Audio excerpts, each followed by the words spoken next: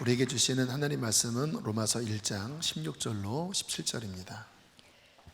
내가 복음을 부끄러워하지 아니하노니 이 복음은 모든 믿는 자에게 구원을 주시는 하나님의 능력이 됨이라.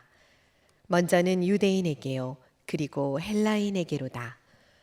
복음에는 하나님의 의가 나타나서 믿음으로 믿음에 이르게 하나니 기록된 바 오직 의인은 믿음으로 말미암아 살리라 함과 같으니라. 아멘. 내년에도 국회의원 선거가 있는데 어떤 분이 본인이 국회의원을 한 번 경험한 사람으로 왜 이렇게 사람들이 국회의원으로 출마하는지를 이야기해주는 말을 들었던 적이 있습니다. 초선은 조금 덜하지만 한 2선, 3선쯤 하면 이게 권력의 맛이 얼마나 달콤한지를 보게 된대요. 조금 거짓말을 보태서 그냥 말 한마디면 다 되어진다고 해요. 이거 좀 이래 하면 얼마 지난 후에 그것이 다 이렇게 만들어져 있고 여러 사람들이 또 그 권력의 휘하 아래로 또 들어오고 이러한 맛을 보면 중독이 돼요. 그 다음번에 좀 나오지 않을 상황임에도 불구하고 자꾸 이렇게 머리를 들이민다고 하는 거예요. 아마 사람들이 권력을 좋아하는 본성이 있기 때문에 그런 것 같아요. 영화를 보면 대부분의 주제가 특히 요즘은 더 그런 것 같은데 강력한 힘을 가진 주인공 또는 강력한 힘을 가진 악당과 싸우는 그 파워 게임이 대부분의 소재예요. 근래 가장 히트를 친 영화가 어벤져스 마지막 편인 엔드게임입니다.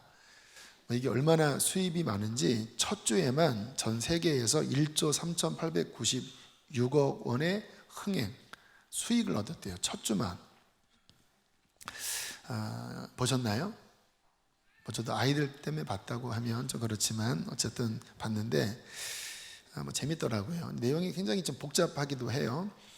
거기에 타노스라고 하는 그 악당 두목이 나오는데 그 타노스가 신비한 반지 5개를 탈취해서 손가락을 탁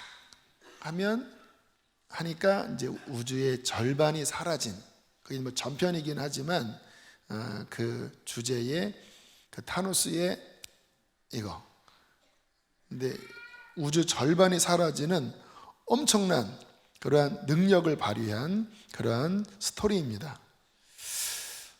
많은 사람들이 이 어벤져스의 열광을 하는 이유 가운데 하나는 그 안에 그 영화 설정의 어떤 힘의 규모가 그동안 나왔던 모든 영화의 힘을 능가하기 때문에 그런 것 같아요.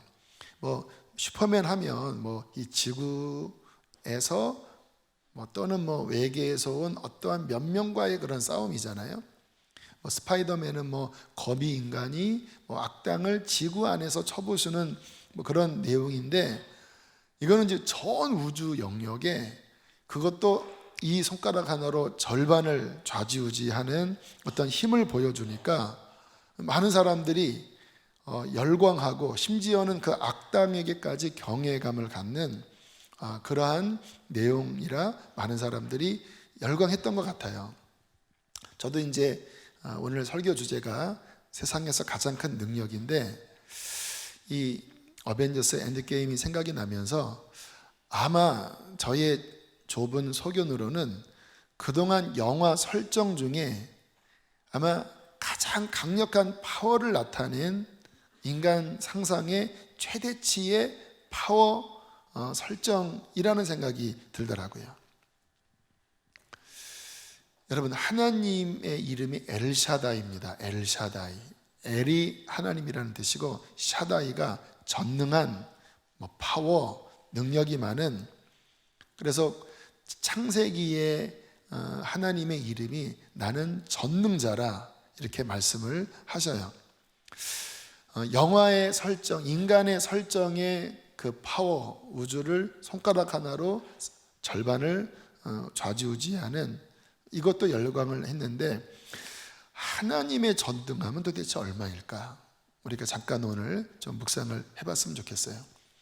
성경에 하나님의 전능한 이야기가 나오는데 특별히 이사야 40장에 굉장히 강조되어 나옵니다. 좀 몇 절을 추렸는데요. 먼저 12절 세 번역으로 함께 읽어보시겠습니다. 시작. 누가 바닷물을 손바닥으로 떠서 헤아려 보았으며 뺨으로 하늘을 재아 보았는가? 누가 온 땅의 티끌을 되로 대어보고 산들을 어깨 저울로 달아보고 언덕들을 손 저울로 달아보았느냐? 이게 이제 하나님의 전능함을 묘사하는 건데 하나님의 능력을 표현하는 거예요. 이 대양의 엄청난 바닷물도 하나님께는 그냥 이렇게 손 하나로 떠는 정도밖에 되지 않는다는 거예요. 우주의 길이가 현재 과학 추정은 약 300억 광년입니다. 빛의 속도로 300년을 달려가면 이 끝에서 이 끝이라고. 그러나 그 끝 너머는 몰라요. 근데 하나님이 거기에 한 뼘이라는, 한 뼘, 그냥 300억 광년이 요 한 뼘, 한 뼘. 자, 15절 함께 읽겠습니다. 시작. 그에게는 문 나라가 고작해야 두레박에서 떨어지는 한 방울 물이나 저울 위에 티끌과 같을 뿐이라 섬들도 먼지를 들어 올리듯 가볍게 들어 올리신다. 이 지구 얼마나 땅덩어리도 넓고 나라들도 얼마나 많고 그 안에 사람들도 얼마나 많습니까? 근데 하나님께는 그 나라가 돛박에서 떨어지는 물 한 방울보다 더 작다라는 거예요. 저울 위에 무게도 나가지 않는 티끌과 같을 뿐이라. 26절도 함께 보겠습니다. 시작. 너희는 누가 이 모든 별을 창조하였느냐? 바로 그분께서 천체를 수요를 세어 불러내신다. 그는 능력이 많으시고 힘이 세셔서 하나하나 이름을 불러 나오게 하시니 하나도 빠지는 일이 없다. 와, 여러분, 하늘의 별, 저는 참 별을 좋아하는 사람이에요. 어릴 때 천체만원경을 누님으로부터 받아서 막 별을 막 꿈많은 어린 시절에 막 연구도 하고 그랬었어요. 근데 과학을 보니까 이 은하계, 우리가 지구가 머물러 있는, 태양계가 머물러 있는 이 은하 성단, 은하계에 약 1000억 개의 별이 있다고 하고 우주에는 그와 같은 은하계가 1000억 개가 있대요. 그러니까 1000억 개 별을 가진 은하계가 1000억 개 이상이 있대요. 그래서 우리가 이렇게 별을 보면 하나처럼 보이는데 그것을 확대해 보면 그게 하나의 그냥 성단이랍니다. 그러니까 1000억 개 별을 가진 그런 은하계래요. 상상할 수 없는 크기죠. 성경에 뭐라고 말씀하세요? 이 별을 누가 창조하였느냐? 그분께서 천체의 수요를 세어 불러내신다. 그는 능력이 많으시고 힘이 세셔서 그 하나하나 이름을 붙이시고 그 하나하나의 이름을 불러 나오게 하시는데 하나라도, 별 하나라도 빠지는 일이 없다. 미스되는 일이 없다. 이건 뭐 상상할 수 없는 거예요.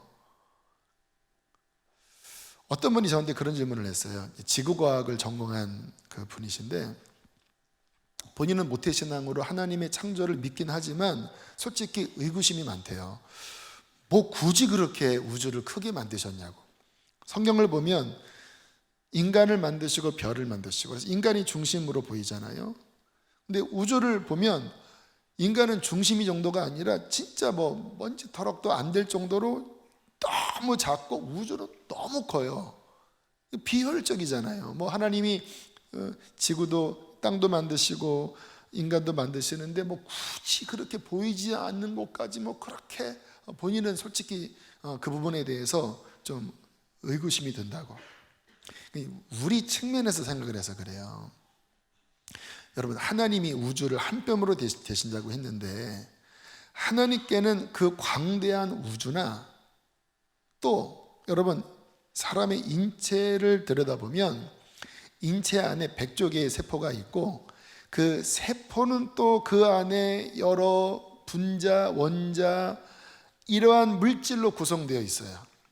그런데 그 질서와 그 규모와 그 안에 담긴 어떤 물리학적인 어떤 수치가 너무너무 정교해요. 그게 조금이라도 흩어지면 이게 인체가 이게 유지가 안 돼요. 그런데 그 안에 있는 원자, 분자, 한 사람 몸 안에 있는 원자, 분자의 개수가 우주의 별보다도 많은 거 아세요? 하나님께는 우주의 별의 운행과 그 인체 안에 있는 이 정교한 이 원소들의 운행을 똑같이 보세요. 하나님께는 큰 거나 작은 거나 아무것도 아니든지 똑같으신 거예요. 이 엄청난 이 우주와 또 그 미시적인 인간 안에 그 작은 영역, 보이지 않는 것까지 창조하시고 지탱하시고 운행하시는 그 주체이신 하나님의 능력, 하나님의 지혜, 와, 이거는 우리의 상상을 초월한 거예요. 마치 기어다니는 군뱅이에게 인간이 가진 지식을 어떻게 설명합니까? 걔네는 1억 번 죽었다 깨어나도 뭐 숫자 1 더하기 1도 걔네들은 헤아릴 수 없어요. 그러니까 우리가 이 하나님을 이해하고 그분의 광대하심, 위대하심을, 그 능력을 다 이해할 수 없는 거지요. 다만 성경에 계시된 만큼만 아는 건데, 히브리서 1장 3절 말씀도 보면요, 함께 읽으실까요? 시작. 와, 하나님이 그 원자, 분자, 세포, 태양계, 은하계, 또 그 많은 성단, 그 모든 것들을 하나도 잊지 않으시고 다 그분의 지혜와 능력 안에 두시면서 그것을 붙잡고 계신다라는 거예요. 그분이 탁 노는 순간 그냥 우리는 그 영화 보면 딱 하는 순간 갑자기 확 사라지거든요. 이게 먼지로 싹 사라져요. 근데 하나님이 손을 딱 놓으시면요, 그냥 이 우주와 이 모든 것은 그냥 공입니다. 공. 그냥 순간 사라져 버려요. 자, 이게 바로 하나님의 능력인데, 그 하나님의 능력 가운데 가장 큰 능력을 저는 말씀을 드리고자 해요. 그 능력이 무엇인가? 바로 복음의 능력입니다. 로마서 1장 16절 말씀 함께 읽겠습니다. 시작. 내가 복음을 부끄러워하지 아니하노니 이 복음은 모든 믿는 자에게 구원을 주시는 하나님의 능력이 됨이라. 먼저는 유대인에게요, 그리고 헬라인에게로다. 여기에 능력이라는 단어가 나옵니다. 헬라어로 두나미스죠. 이 두나미스에서 다이나마이트가 나왔고 다이나믹이 나옵니다. 그러니까 이 힘, 파괴력, 역동성, 두나미스, 하나님의 두나미스, 하나님의 능력이 됨이라. 무엇이? 복음이. 어떠한 두나미스입니까? 파괴시키는 게 아니라 구원을 주는 하나님의 능력이 됨이라 라고 말씀하고 있어요. 이 로마서 1장 16절과 같은 맥락의 말씀이 고린도전서 1장 18절입니다. 함께 읽겠습니다. 시작. 멸망하는 자들에게는 미련한 것이요 구원을 받는 우리에게는 하나님의 능력이라. 하나님의 두나미스라. 구원을 주는 하나님의 능력이라. 뭐가? 십자가의 도가. 그러니까 복음 이퀄 십자가의 도입니다. 복음, 십자가의 도, 이것은 하나님의 두나미스인데, 이 두나미스는 구원을 주는, 영혼들을 살리는 하나님의 능력이다 라고 말씀을 하고 있어요. 자, 제가 좀 전에 그 하나님의 많은 능력 가운데 가장 강력한 능력이 복음의 능력이다 라고 말씀을 드렸잖아요. 그럼 우리가 생각하면 아닌 것 같은데, 이 엄청난 우주를 창조하시고 우주를 운행하시고 우주를 지탱하시는 이게 더 큰 능력이지, 복음은 좋긴 하지만 좀 그것보다는 떨어지는 것 같은데 이렇게 생각할 수 있잖아요. 제가 그 부분을 말씀을 드릴게요. 여러분, 구원은 무엇인가요? 창조는 우리가 알고 있는 것처럼 이 피조세계, 이 모든 것을 만드신 능력입니다. 구원은 무엇일까요? 구원은 첫 번째로 죄를 용서하는 거예요. 하나님이 인간의 죄를 용서하는 게 구원입니다. 그러면 생각을 해보세요. 창조하는 게 더 어려울까요? 인간의 죄를 용서하시는 게 더 어려울까요? 인간의 죄를 용서하시는 게 더 어려워요. 왜냐하면 하나님의 성품은 거룩하심과 진실하심이에요. 그게 성경의 가르침이에요. 거룩하심은 무엇입니까? 죄와 완전히 분리되어 계시고 완전히 깨끗한 의 가운데 계시기 때문에 악과는 타협할 수 없고 악을 심판할 수밖에 없는 성품이 거룩함입니다. 그리고 진실함은 뭐냐면 본인이 한 말은 죽었다 깨어나도 지키는 게 진실함이에요. 근데 하나님의 성품 자체가 이 거룩함과 진실함이거든요. 인간이 죄에 빠졌습니다. 그 인간을 용서하는 데 있어서 하나님이 나는 전능하니까 그래, 나는 내 맘대로 할 수 있으니까 그래, 네 죄 없는 걸로 해줄게, 이렇게 하실 수는 있지만 이렇게 못 하시는 거예요. 왜? 그러한 순간 그의 거룩이 깨지고 진실이 깨져버려요. 왜? 죄를 심판하겠다, 죄는 사망이다라고 본인이 선언하셨는데, 창세기 2장에 선언하셨는데 본인이 번복하는 순간 하나님의 하나님됨이 깨져버립니다. 그래서 하나님께서 이렇게 죄를 사할 수가 없는 거예요. 그러면 어떻게 하셨는가? 우리가 알고 있는 것처럼 그분의 공의, 그분의 거룩, 진실을 해치지 않으면서도 우리의 죄를 용서하기 위하여 취하셨던 방법은 자신의 아들을 죄 있는 인간의 몸으로 보내요 인간의 죄를 대신하여 죽게 하심으로 그 아들 안에서 거룩함과 신실함도 이루시고 그리고 용서도 이루신 게 구원이에요. 고린도후서 5장 19절 말씀 함께 읽겠습니다. 시작. 곧 하나님께서 그리스도 안에 계시사 세상을 자기와 화목하게 하시며 그들의 죄를 그들에게 돌리지 아니하시고, 하나님께서 아들 안에 있었다고 하는, 그리스도 안에 계셨다고 하는 말씀 뭐냐면 아들의 희생 안에 계심으로써 그들의 죄를 그들에게 돌리지 않는 용서를 하셨다라는 거예요. 여러분, 천지 창조하실 때는 하나님이 그의 아들을 죽게 하지 않으셨어요. 이 엄청난 우주 만물을 만들어내실 때는 말씀으로 하셨습니다. 그런데 우리의 죄를 용서하실 때는 아들을 내어주시는 희생을 치르셔야 됐어요. 그 아들이 피를 흘려야만 우리가 구원받을 수 있어요. 그래서 이 복음 안에는 하나님 안에 최대치의 값집을, 그의 하나밖에 없는 아들을 내어주신 값집을 통하여 이루신 게 구원, 죄사함인 거예요. 그래서 하나님 측면에 있어서 가장 큰 권능의 발휘는 말씀으로 천지 창조하신 것보다 그 아들을 사랑으로 내어주신 이 사랑의 희생의 능력이라는 것입니다. 두 번째, 구원은 무엇입니까? 우리 측면에서 봤을 때 하나님의 자녀가 되는 것이죠. 요한일서 3장 1절입니다. 함께 읽겠습니다. 시작. 어떠한 사랑을 우리에게 베푸사 하나님의 자녀라 일컬음을 받게 하셨는가? 우리가 그러하도다. 갈라디아서 4장 6절도 함께 읽겠습니다. 시작. 너희가 아들이므로 하나님이 그 아들의 영을 우리 마음 가운데 보내사 아빠 아버지라 부르게 하셨느니라. 구원은요, 우리가 죄사함을 받는 것으로 끝나는 게 아니에요.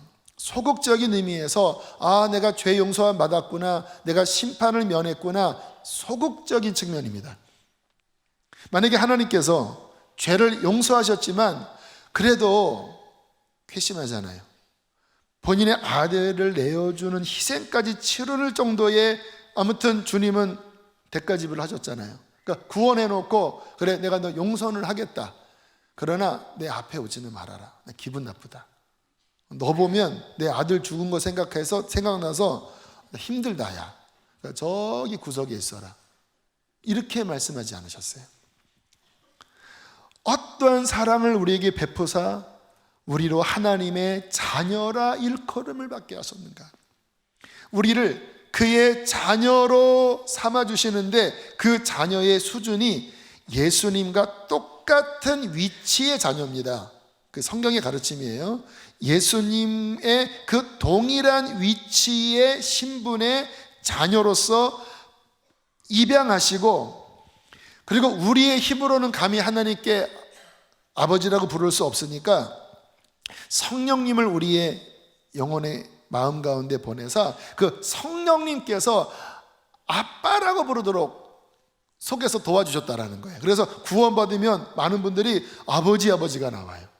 여러분, 구원받기 전에는요, 하나님께 아버지라는 말을 한다고 하는 것은 굉장히 이게 뭔가 낯설고 어색한 표현입니다. 더군다나 아빠라고 하는 거는 더 이상해요. 육신의 아버지에게도 아빠라고 잘 안 불러본 분도 계시잖아요. 근데 하나님께 어떻게 아버지, 아빠, 우리 힘으로는 불가능해요. 근데 성령님이 우리 안에 오셔서 하나님을 아버지, 더 나아가서 나의 아빠, 더 친근하게 그렇게 부르도록 그렇게 우리의 신분을 변화시키셨다는 거예요. 여기 방언 받으신 분 보면 처음 보면 아빠 하잖아요. 저는 그게 아빠라는 생각이 들어요. 제 통변입니다. 아빠. 그게 영이 아빠 성령 아빠 이렇게 지금 옹알이 하는 그 옹알이 방언이 아빠예요. 자, 세 번째, 구원은 무엇입니까? 우리가 하나님의 성전이 되는 것이라고 말씀을 하는데, 고린도전서 3장 16절 함께 읽겠습니다. 시작. 너희는 너희가 하나님의 성전인 것과 하나님의 성령이 너희 안에 계시는 것을 알지 못하느냐. 요즘 저희 교회에서 그 성막 그 체험을 하러 많은 부서에서 가고 있어요. 그 성막을 1대1로 만들어 놓고 직접 이렇게 보면서 그 성막의 어떤 영광, 또 그 안에 담긴 진리를 배우기 위해서 많은 분들이 가신다고 그래요. 이 성막, 그 성전은요, 하나님의 임재, 그 영광의 장소입니다. 그러니까 구약에는 함부로 거기에 얼씬하면 죽어요. 그 안에 하나님의 영광이 임재해 계셔요. 근데 성경은 뭐라고 말씀합니까? 이제 신약에 더 이상 그런 건물이 아니라 예수 믿는 우리가 하나님의 성전이 되었대요. 그리고 그 하나님의 성령이 우리 안에 거하신대요. 와, 그 영광스럽고 거룩하고 감히 범접할 수 없는 그 성전으로 우리가 변화된 거예요. 다시 말하면 우리의 신분이, 이거는 말할 수 없이 영적으로 엄청나게 바뀐 거지요. 여러분 생각을 해보십시오. 세상 어디에서, 세상 그 누가, 그 어떠한 권세가 우리의 죄를 용서합니까? 우리가 하나님의 자녀가 되게 합니까? 영생을 줍니까? 천국을 줍니까? 하나님의 성령을 받게 합니까? 이 지구에 있는 모든 권력을 다 합쳐도 지금 제가 말씀드린 이와 같은 축복을 절대 못 줘요. 돈이 100조가 있으면 뭐합니까? 암 걸리면 죽는 거예요. 그런데 하나님께서는 이 엄청난 구원의 능력을 예수 그리스도 복음 안에 두셨어요. 하나님은 이 복음을 완성하기 위하여 6일 만에 천지를 창조하시는 능력이 있는 분임에도 불구하고 수천 년에 걸쳐서 한 민족을 만드시고 율법을 세우시고 그 안에 성전을 세우시고 그 안에 예수 그리스도가 나게 하시고 십자가에 죽게 하심으로 수천 년에 걸쳐서 구원의 복음을 완성하셨어요. 왠지 아세요? 이 복음만이 천하보다 귀중한 한 영혼을 살리는 능력이기 때문에 그래요. 자, 복음, 이 엄청난 능력의 복음, 이 복음이 뭘까요? 의외로 너무 단순해요. 한마디로 표현하면 예수 그리스도입니다. 조금 더 풀면 예수께서 우리 죄 때문에 십자가에 죽으시고 우리에게 영원한 생명을 주시기 위하여 3일 만에 부활하셨는데, 이 예수님이 하나님의 아들이고 예수님이 유일한 구원자이시고 우리의 주인이십니다. 지금 10초 걸렸나요? 이게 복음이에요. 하나님이 자신의 아들의 희생으로 완성하신 가장 강력한 파워가 10초, 15초 만에 진술이 돼요. 그리고 이 복음, 15초 만에 진술되는 이 복음으로 말미암아 사람들이 그 어마어마한 구원을 받아요. 고린도전서 1장 21절에 보면요, 이 하나님의 지혜가 나오는데, 자, 고린도전서 1장 21절 함께 읽겠습니다. 시작.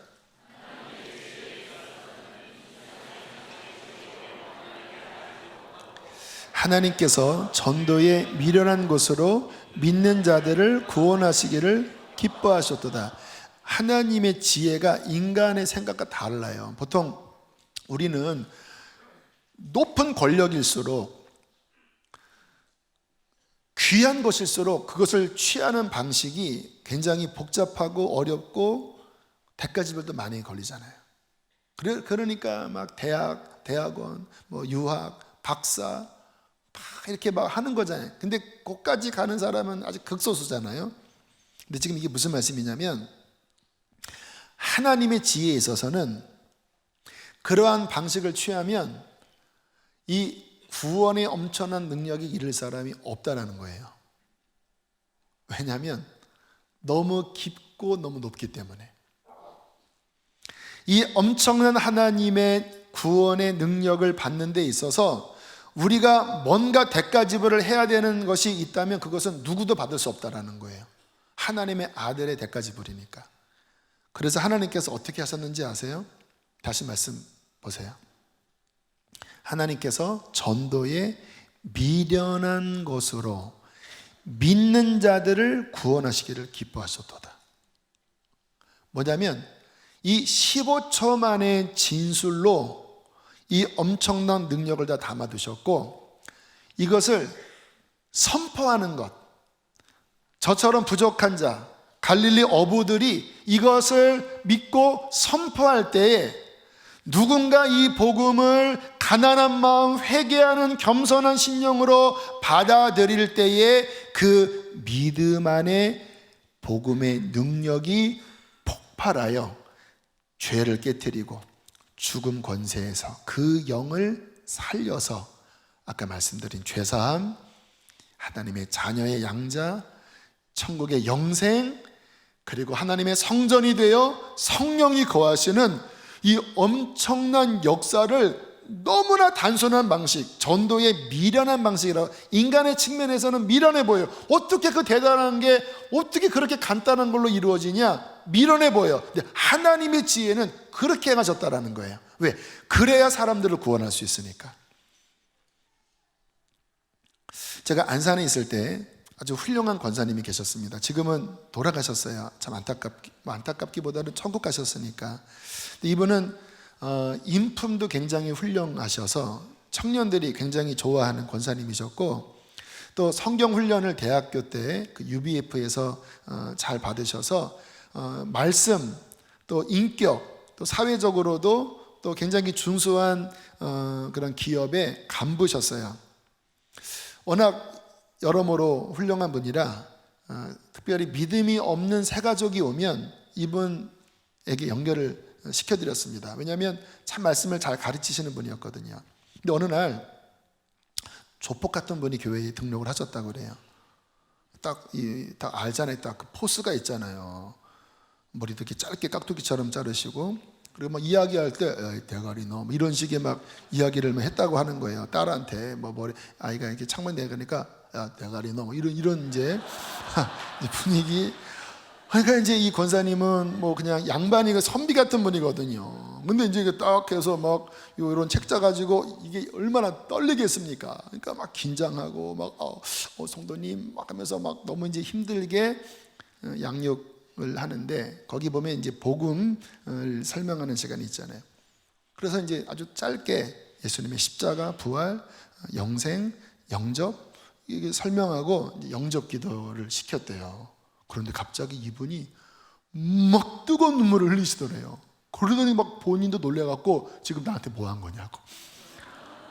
막 너무 이분이 그냥 가슴이 뜨겁고 막 흥분이 일어나고, 그리고 말씀을 들을 때마다 어떻게 이렇게 놀랍고 이 대단한 말씀을 가르칠 수 있냐. 근데 그 실은 별거 아니거든요. 그때 교재는 지금 여러분의 교재의 그 전신입니다. 그러니까 더 굉장히 이렇게 여러 구성이 지금보다 더 초보적인 단계예요. 그 교재는. 그런데 막 그 조폭 같은 분이 막 놀래서 막 가슴이 뜨겁고 막 눈물이 나고 막 영적인 흥분에 빠져서 이렇게 변화됐다라는, 그러면서 이 권사님이 하시는 말씀이 진짜 본인이 경험했다라는 거예요. 복음은 능력이라고. 어떻게 그냥 이것을 설명을 하는데 그 돌 같은 사람이 이렇게 변화받을 수 있냐고.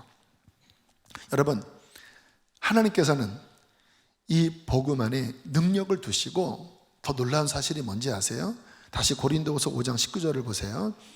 시작. 곧 하나님께서 그리스도 안에 계시사 세상을 자기와 화목하게 하시며 그들의 죄를 그들에게 돌리지 아니하시고 화목하게 하는 말씀을 우리에게 부탁하셨느니라. 이 죄사함과 구원의 복음을 완성하신 다음에, 여러분, 이 엄청난 하나님의 가장 파워풀한 이 생명의 말씀 누구에게 맡기셨을까? 천사들에게 맡길 수 있잖아요. 왜? 이 하나님 본인의 아들까지 내어주면서 만든 이 복음인데, 천지창조보다 더 큰 능력인데 어떻게 죄인된 인간에게 맡깁니까? 천사들에게, 미카엘아, 가브리엘아, 이건 너희들이 해야 된다. 그래서 날마다 구름이 딱 이렇게 할 때마다 가브리엘이 나타나서 수금을 튕기면서 예수 그리스도 막 그렇게 해야 뭔가 격이 맞잖아요. 그런데요, 천사에게도 맡기지 않고 하나님의 아들이 직접 하시는 것도 아니고 이 화목해 하는 복음의 말씀, 능력의 말씀을 우리에게 부탁하셨대요. 마태복음 28장을 보면 그분께서 이제 마지막 승천하시기 전에 하늘과 땅의 모든 권세를 내게 주셨으니 그러므로 너희는 가서 하잖아요. 그 말은 뭐냐면 이 엄청난 권능의 복음이 이제 내가 부활로 완성됐는데 이제 너희가 이것을 받아서 전하라, 이 말이에요. 모든 민족에게 가서 아버지와 아들과 성령이라면 세례를 베풀고 이 복음을 가르쳐서 민족을 구원해라. 이 복음만이 민족의 소망이고 모든 사람을 살리는 생명의 말씀이니 너희가 이것을 전해라. 그래서 2000년 전에 그 갈릴리 어부들이 이 복음의 부탁함을 받고 나가서 외치면서 이 선포된 복음이 기록된 말씀으로 수집되어졌고 교회에서 교회로 성경이 전수되어져 내려오면서 2000년을 흘러오면서 동일하게 그때와 동일한 이 복음이 지금 우리에게 선포되어지면서 우리가 구원을 받은 것입니다. 그래서 이 복음을 경험하면요, 진짜 천지창조보다 더 위대한 하나님의 능력, 죄사함, 영생, 자녀, 천국, 이거를 누리는 거예요. 저는 고등학교 때 이 십자가 복음을 만났다고 말씀드렸잖아요.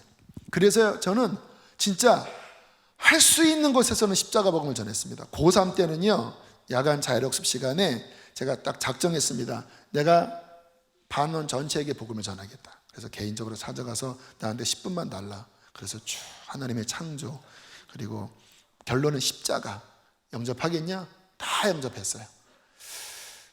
어느 날 이렇게 아이들에게 복음을 가르치고 있는데 야간 자율학습 한 7시, 8시 선생님 한 분이 이렇게 돌아오셨어요. 미션 스쿨이라 뭐 제가 복음을 전하는 거에 대해서 그분이 이렇게 막지 않으셨습니다. 이렇게 듣고 계시더라고요. 그래서 제가 막 전하다가 교만스럽게 선생님도 믿으시겠습니까? 제가 그랬어요. 당황하시더라고요. 난 믿어 임마 하더니 나가시더라고요.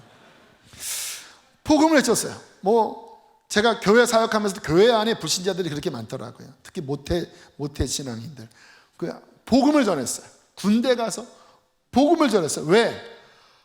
전해보니까요, 지혜로운 말씀도 있고 또 위로가 되는 말씀도 있고 여러 말씀이 있지만 전해보면요, 가장 강력한 파워가 십자가와 부활의 복음을 전할 때, 지금도 그렇잖아요, 가장 뜨겁고 영혼들 살아나는 그 능력은요, 복음밖에 없더라고요. 제가 선한목자교회에서 부목사 할 때 어느 날 좀 악몽을 꿨던 적이 있어요. 어떤 꿈이냐면 사람이 죽었대요. 그래서 이런 판 위에 사람이 놓여서 이제 관을 향하여 이런 레일로 이렇게 쭉쭉쭉 가고 있었어요. 얼마나 끔찍합니까? 시체가 누워있는데. 근데 봤더니 살아있는 거예요. 뭔가 이렇게 꿈틀대는데 어쨌든 죽은 것 같은데 살아있었어요. 아직 생명이 남아있었어요. 그런데 사람들이 죽었대요. 관을 향하여 가고 있어요. 도로래. 이제 마지막. 제가 막 붙잡고 이 사람 안 죽었어요. 이 사람 살았어요. 들어가면 안 돼요. 막 외치다가 잠을 깬 거예요. 얼마나 가슴이 벌렁거리겠습니까? 뭐 그냥은 그 정도 아니죠. 꿈이니까 막 가슴이 벌렁대고 하다가 잠이 깼어요. 와, 이 악몽을 꿨구나. 그날인지 아무튼 그 주간이에요. 아무튼 병원 신방을 갔습니다. 환우를 위해서 기도해주고 나오는데 옆 베드에 어떤 분이 누워 계셨고 간병인이 이제 자리에 앉아 계셨습니다. 마음이 뭔가 이렇게 끌리더라고요. 어떤 분이십니까 했더니 이제 얼마 안 남았습니다. 이제 임종을 앞두고 있는 분입니다. 기도해드려도 될까요? 했더니 그렇게 하셔요. 근데 제가 어떤 얘기를 들었냐면 마지막까지 청각이 살아있다라는 말을 듣고 귀에 대고 예수님 믿으신지 안 믿으신지 모르지만 이제 곧 당신의 죽음이 다가온다고 합니다. 죽음은 끝이 아닙니다. 천국이 있고 지옥이 있는데 당신이 죽을 때 예수님이 찾아올 수도 있고 사탄이 찾아올 수도 있는데 당신이 천국 가려면 예수님 믿으셔야 합니다. 십자가 복음을 전했죠. 우리를 위해 죽으시고 부활하셨는데 당신 내 말이 들린다면 예수님을 부르시라고. 마지막까지 예수님의 이름을 부르면 구원을 얻는다고. 미동도 없었어요. 그리고 영접기도 따라하라고 하고 기도한 후에 나왔습니다. 차를 타고 한 10분을 갔는데 갑자기 꿈 생각이 나는 거예요. 똑같은 상황이었어요. 사람들이 죽었다고 했는데 죽지 않았어요. 근데 죽음과 방불한 상황인데 생명이 남아있었어요. 꿈에도 그랬는데 그분 상황이 그랬어요. 제가 막 이분 죽지 않았어요, 살았어요, 막 이분을 어떻게 그 사지로 가지 않게 하라고 몸부림치는 제 모습이 마치 그분 귀에 대고 막 천국의 복음을 전하는 그 모습과 똑같더라고요. 소름이 끼쳤습니다. 뭔가 하나님께서 마지막 가는 그분에게 구원의 기회를 주기 위하여 미리 꿈도 꾸게 하시고 이와 같은 상황을 하나님께서 만드신 것인가라는 생각이 들었습니다. 그분이 제 말이 들렸는지 몰라요. 영접을 했는지 몰라요. 천국 갔는지 몰라요, 저는. 그러나 저는 한 가지를 압니다. 그 마지막 가는 길에 유일한 소망은 복음밖에 없습니다. 그를 죄에서 건지고 영원한 지옥 형벌에서 죄사함을 받게 하는 유일한 길은 예수 그리스도, 나를 위해 죽으신 하나님의 아들의 그 희생의 피와 죽은 자 가운데서 3일 만에 부활하셔서 진정한 메시아로 선포되신 예수 그리스도밖에 없어요. 마지막에 짧은 외침이었지만 만약에 그분이 열린 마음으로 받아들이셨다면 그냥 말이 아니라 모든 믿는 자에게 구원을 주시는 하나님의 두나미스가 그 영을 살리고 그에게 영생을 주었을 것입니다. 여러분, 제가 꿈에서 또는 그 마지막 임종을 앞둔 그 상황은 어떤 면에서는 지금 이 지구상의 모든 사람의 현실입니다. 겉으로는 살아있지만 영적으로는 죽은 거잖아요. 죄 때문에 하나님께로부터 끊어져 있잖아요. 돈을 벌면 뭐 하겠으며 권력을 차지하면 뭐 하겠습니까? 그 영혼이 구원받지 못했는데, 그런데 우리가 구원을 받았다면 이 엄청난 예수 그리스도 십자가와 부활의 복음이 우리에게 주어진 거예요. 그리고 하나님께서는 이 복음을 전하도록 우리에게 부탁하신 거예요. 이 엄청난 파워, 엄청난 권능을 너희들을 통하여 내가 이 세상 가운데 풀어내길 원한다. 지금 그 사지롱하여 가는 사람, 그에게 소망은 복음밖에 없는데 너희들이 외쳐서 그 영혼을 죄에서 건져내어 살리라고 복음을 우리에게 맡기셨습니다. 저는 우리 사랑하는 성도님들이 아직 복음을 못 만났다면 이 복음을 만나게 되기를 축복합니다.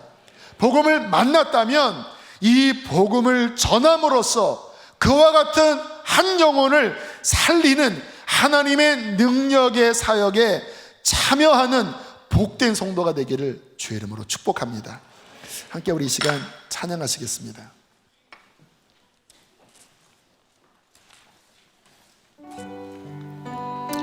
가장 높으신 주님, 그분은 그리스도 주이십니다. 함께 우리 이 시간 복음 되신 예수님을 높이며 찬양하시겠습니다. 지존하신 주님 이름 앞에 모두 무릎 꿇고 다 경배해. 거룩하신 주님 보좌 앞에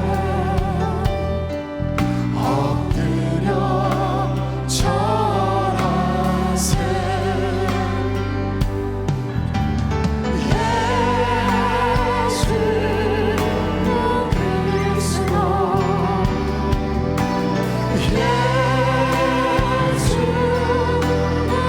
가장 높으신 주님을 경배합니다.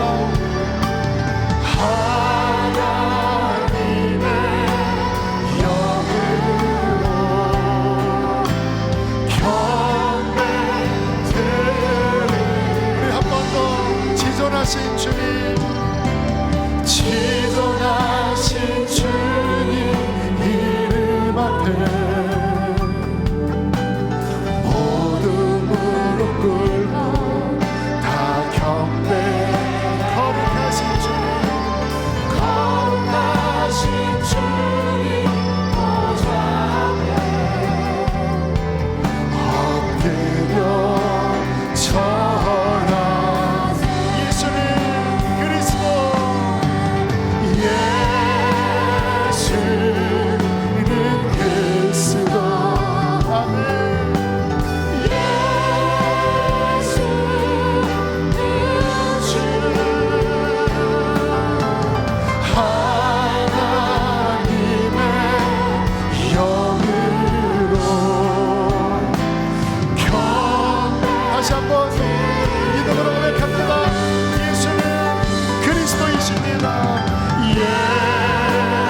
예수는 그리스도, 살아계신 예수는 주, 하나님의 영으로 경배드리리.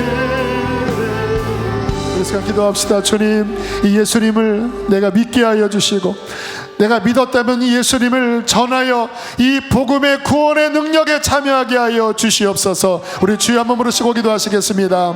주여